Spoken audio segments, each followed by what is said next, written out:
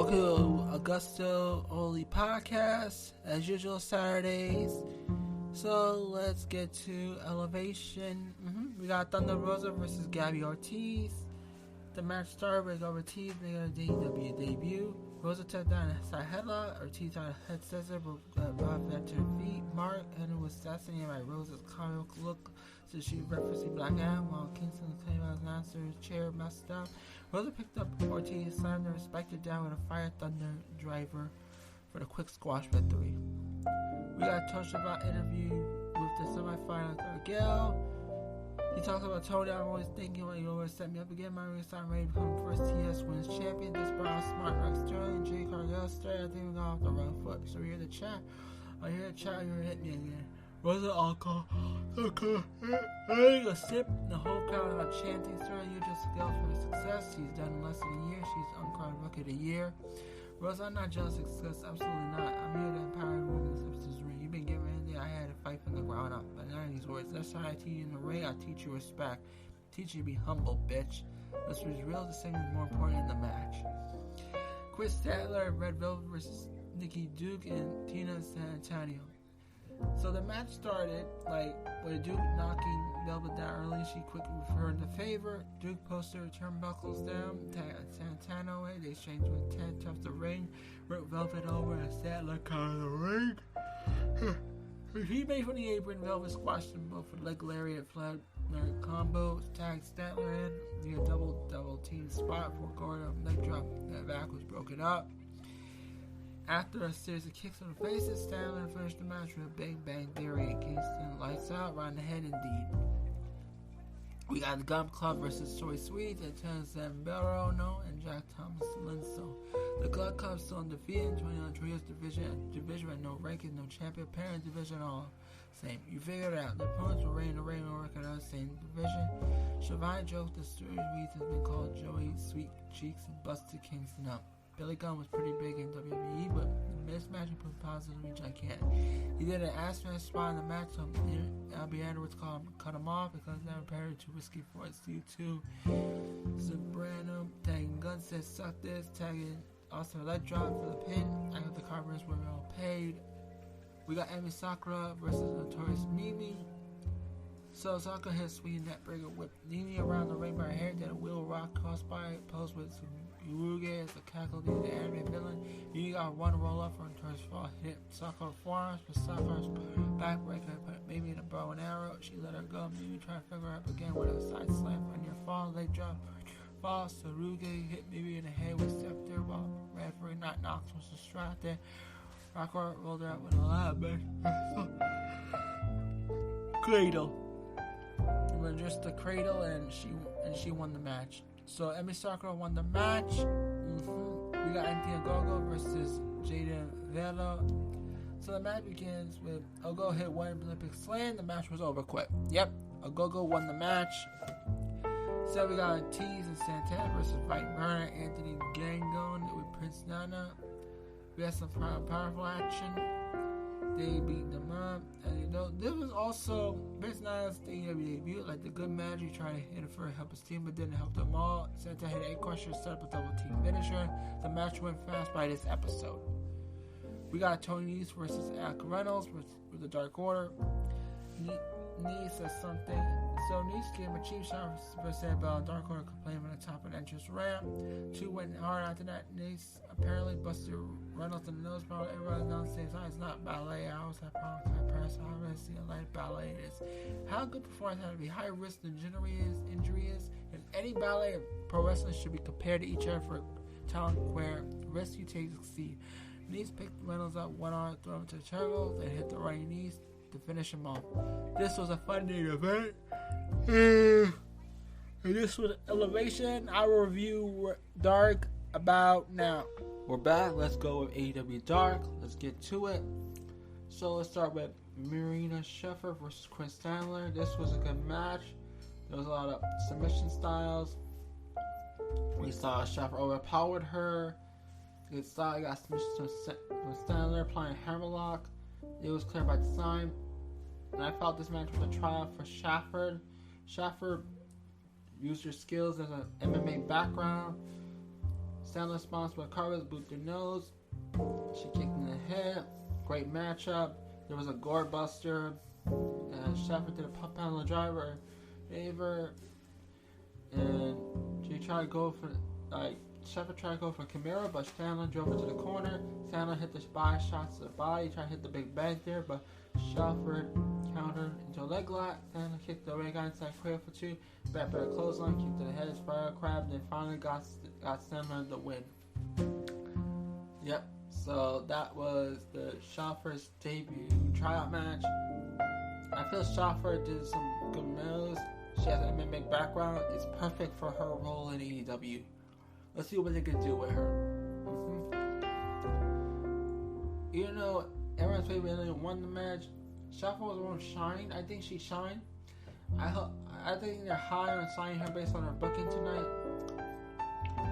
So we got Nick Camarero versus Dane Fleming. This was a squash match. She finished hit him with the, hit a water wheel drop on the drum to straight to the floorboard. Squash City, 1, 2, 3. Camarero won the match. We got Ryo, New Missouri versus Emisaka Mei Saruga, an Asian or Japanese women's tag team match. They all look the same.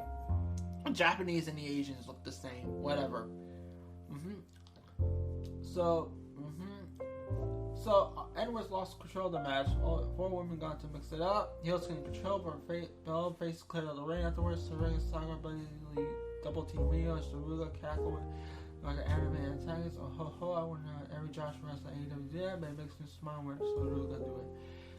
Yuzu made a comeback for a team. Put Saruga in a rolling head on Aaron Triangle. Saruga had the ropes to escape, trying to pin Yuzu out with a sleeper. She got a droop break. Saruga got a nasty double stomp to the back, and there code red for 2. They're trying to change things. Say the back bend that Saruga did an assisted rolling senton near the fall. Mizuki caught Saruga threw her back around her head. Saruga tagged in, hit Saruga with rising knee. She missed the double stomp. Got rolled up. She and Saruga trapped number 5 near fall. So Ryo skipped the real red with strikes and went to the top rope.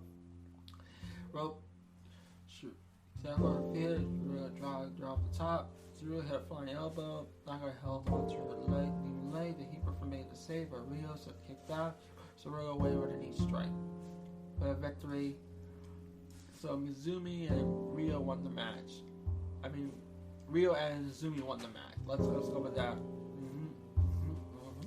We got Cargill versus Jonathan and Rosie. This was a squash match. She had a Canadian backbreaker, pump kick to the face, and glanced at it for the pin. Squash match. Eventually, the match between Dave Cargill and Thunder Rosa will happen before the end of the year. I hope that happens. We got Jugger versus Enriquez Kosh. He came in. He took control. Fought back, took control. Jugger fought multiple 10s. So, Jugger forced Nash to tap out the death row. Kosh looked good beside the crowd. Death row most of the match. Most because Kosh needs to have a little personality. You know what I'm saying? Good personality. We got Ty Conti with a tight ass with Anna J and -1 versus Heather Monroe. In my opinion, I think it's a good idea for -1 to be with Ty Conti or with Anna J. That little boy will get a boner or something. Anyway, so the match is Monroe tossed up smack, net break. Monroe did the booyah spot. Conti better a bit. Conti top up. Monroe avoided. Conti disgusting. Gentleman second followed by Sarah the pumpkin corner. Jay finish. Monroe off. She got way more offense than I expected. We got a promo with Sonny Kiss for a rematch with Joey Janela. Good promo. Again, one more thing. We got 3 hot blondes in that match, and then -1's in the ring. The ringside. I'm just worried that kid will pop a boner or something. But I doubt little kids would do that. So anyway, let's get to the rest of the show. To review of AEW Dark. Anyway, let's move on to the rest of the review. Sorry, but first for small talk. Let's go to that. We got Lee Johnson, Brock Anderson with Arn versus Tony, Dante, Fabio, Andrea. Yeah, we got guard buster for Dante. And no, Actually, it was Anderson hit a gore buster on Dante for the pin. Did the pin interview afterwards. It's a little mixed up. Tony Schiavone afterwards said he got too much trouble on his own game with Mike. So when Johnson's son comments said he got interrupted by the guns instead of a future fight between the four. Oh, we got Ryan Neff, Pierre Avalon, Cesar Barnett, Chuck Taylor with Wheelie, Utah. They came in. On and off mat. Taylor immediately gave him a credit for the pin. So Chuck Taylor defeated Ryan Neff for the victory. The hero thought to take a power, had no fight for so Chris Howard ran on the mat, so the best friends give people what they want. We got Josh Bush versus Sean Spears. The Ring of Honor Pure Title champion Josh Bush is going to dominate. The match ended when Spears hit the C4. Match was over. Let's sign John Woods. Sign Rachel Evans. Sign twice. Until next was Johnny Jones sponsor Johnny Kiss for their fight 2 weeks time. So we got Nyla Rose versus Zeta Zhang. Rose by a single record. Where? Laying in the ring, you know what I mean? B-Spot, 90 seconds belt, squash match, 1, 2, 3, whatever. You got Iris Singh versus Tony Bishop. So, Singh picked this win as his first. This is his first win. It's basically his first win, I'll give you that. And it's a square squash match, but this was Singh's first victory. Good for him. We got after Reynolds, Colt Cabana versus 2.0 and Dan Garcia. So 2.0 tagged Uno got a beatdown. Uno got top tag. Singh took out 2.0. Cabana tagged Rail drop kicks and a flying up with everyone. 2.0 backed Uno into a corner. Reynolds got on top and hit a superplex. Garcia kicked out. Cabana through elbows. Everyone forever 2 for the show was his fate at AEW Dark went off the air. One last plug for Hangman Page versus Bryan Danielson tomorrow night. So that was AEW Dark review. We're going to take a little short break. After that, we will come back with a Dynamite review. See y'all later.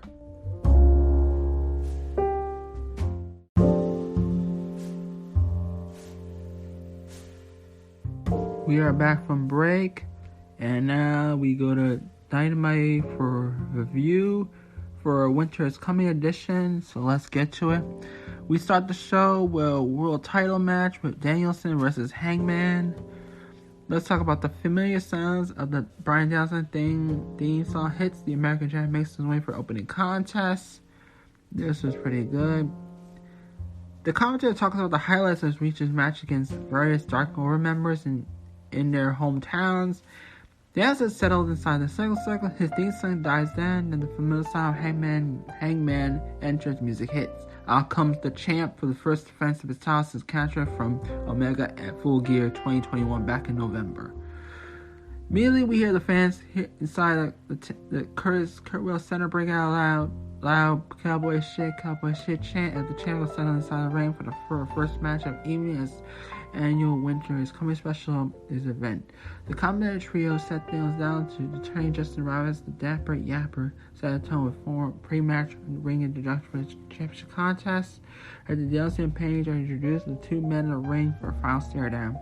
We hear the bell sound. Both guys are to opposing corners of the ring. Page takes a step forward towards the middle of the ring and stare down Anderson, who looks back forward as well. The fans break out loud smash hits, with majority of the crowd getting another cowboy shit chant going, while another someone in the audience chants for Danielson. We're often running and sees who locked up Page, backs Danielson to a corner, goes for a big chop by the American Dragon. Page swings in nothing but air. Danielson gets a bit arrogant after that, backing out, taunting Page by over-celebrating the fact that he got out of the way his chop attempt. Danielson and Page closing in on each other again and once again lock it up.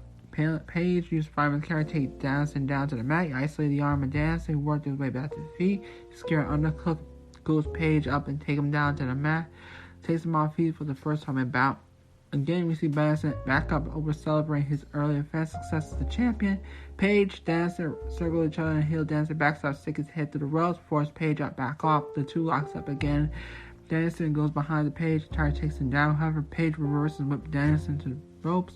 Danielson comes out the ropes, and Page blasts him with a shoulder block that puts him on the mat with no authority. The American Dragon is backing up and sets in a move on Page. Once again, over celebrates. He backs in the corner of the ring. Dustin celebrating, jumping jacks in mocking, taunting fashion. The two re-engage again, and now it's Dancing takes Page down to the mat. Coaches Cole's arm. The Page gets back to his feet, reverse things, and controlling the arm of Dancing. Dancing backs into the ropes and looks like he's going to give a clean break, but his head shoves hard in a cheap shot fashion. Page heads back and Dancing shoves in as well. When he goes to re-engage further, we again see Dancing sticking his head to the ropes, part of the referee to force back up. The two locked up, each other is going to take down. Page kicks for the big shot to the chest. As the commentator points on the broadcast, all the change demeanor since it's the first time match begins. And so Dancing ends up going back to his cocky style. From there, we saw some submission style matches. There's some submissions that was popularized by Justin Dugan Liger back in his prime. Yeah, Dance up as well. The true trade chop. Page lands harder. He falls up another big shot. Dancing backs quarter, covers up. Page swings at him, climbs on the rope for a 10 punch spot in the corner. The crowd reaches at each other, lands. Page soaks up the straight side of center. This one slide off roll salt and momentum shift and Dancing ankle picks down Page down to the mat, knocks him in leg submission. He rolls over and takes the top position where he blasts Page with some vicious round pound. Dancing pummels Page with some ferocious punches and taunting by raising his hands celebratory fashion. Page remained out of that back on the mat. After that, Page gets back to his feet and tries to fire up offense, but he goes for a slingshot. Right up into the circle. He missed with a big elbow for Dancing. Page era taking over for offense against us, starting to get a couple of moves. Come on with Danielson. And it continues on and on and on and on and on and on and on and on and on and on. So after that, Scully took us to the mid-match, picture-in-picture commercial, something like that. Yeah, something like that. And we get back to the show after that commercial. So, yeah. Oh yeah, I remember. Yeah, okay. We get back to the ring. Page Dancing in the middle of the test spot, shifting the momentum in favor. It was going crazy. We got followed by Page with a crazy top moonsault, catches the fans to the fans. Back of the ring, Page continued momentum, beating Dancing down for a minute. Sir, thus running bar in his match. He looks for the buckshot layer at one point. Dancing flees under the bottom rope, enter the rope, and stop. And at the end of the match, we had like a 60-minute draw. So the championship ended in a draw. And some notes that Scalper, the conclusion of the match, the conclusion of the match, which ended in a draw. There was momentum and stuff, but it ended in a draw. So this was Tony Khan's decision. We will get a rematch, probably a battle of the best. But I can't wait. So that was the match. So Heyman Page retains due to timely draw. So okay, let's get to the other stuff now. We got the Super Click on Transfer Return. We got tease Christmas Spies for next week. Spoiler alert: Kyle O'Reilly's coming next week. So they go to a special match for the Elite.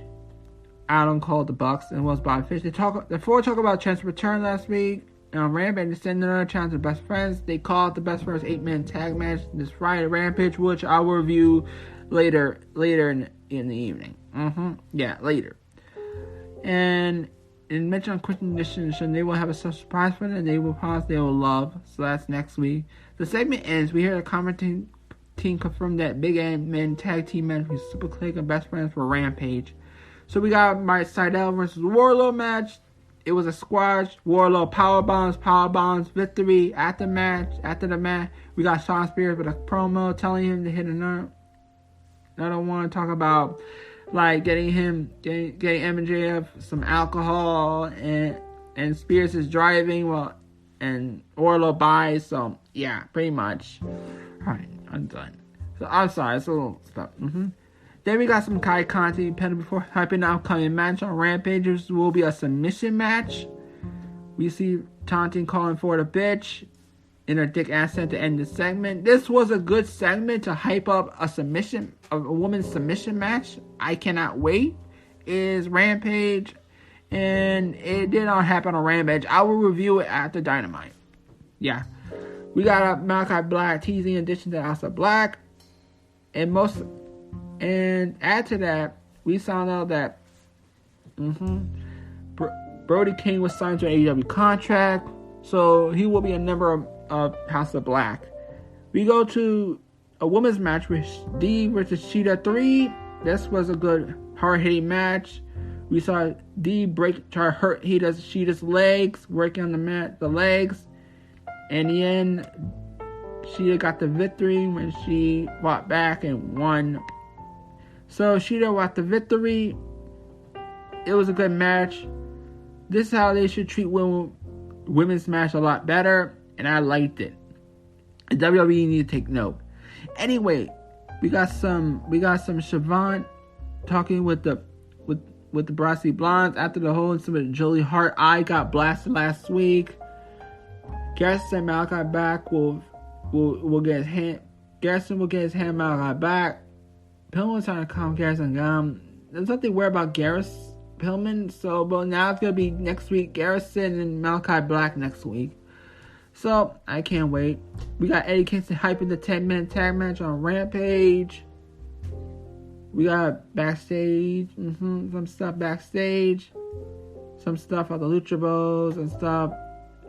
So we got MJF criticizing CM Punk's comments from last week, and now we got the Dynamite Ring final match.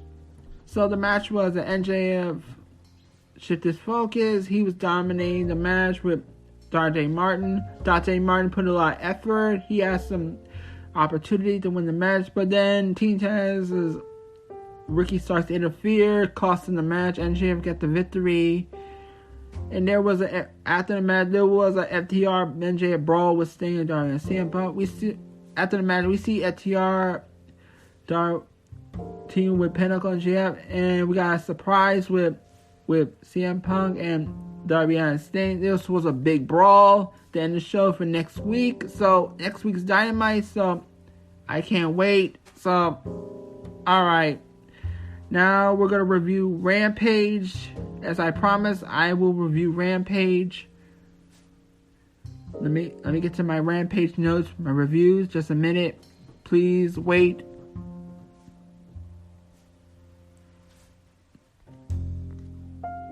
Wait for it.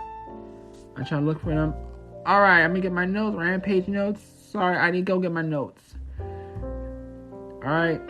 It's weird, but yeah, we're not. Alright, let's get to Rampage. They talked about here's some notes. They talked about the Tony Khan, the Tony Khan annual Owen Hart Cup tournament. It was going to be a men and women. The finals will collude and Double or Nothing next year.